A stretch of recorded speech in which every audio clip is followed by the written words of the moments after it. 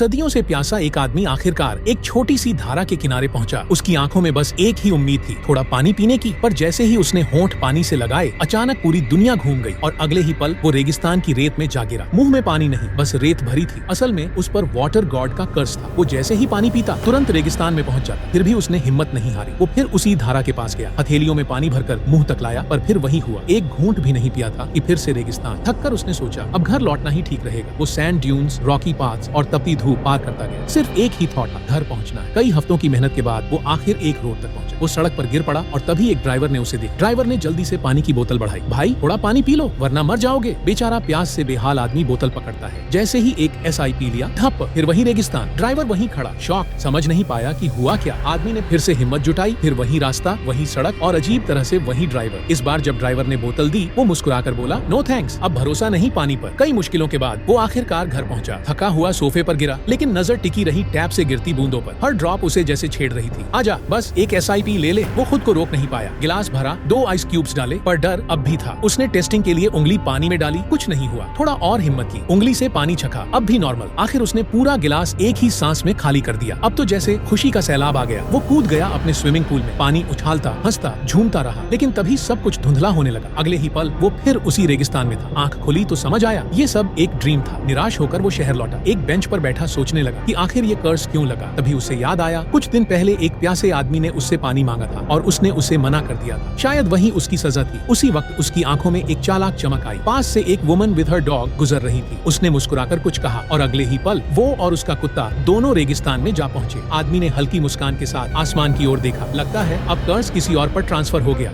ऐसे ही मजेदार स्टोरीज के लिए सिगार वाले भैया को सब्सक्राइब करना ना भूलें।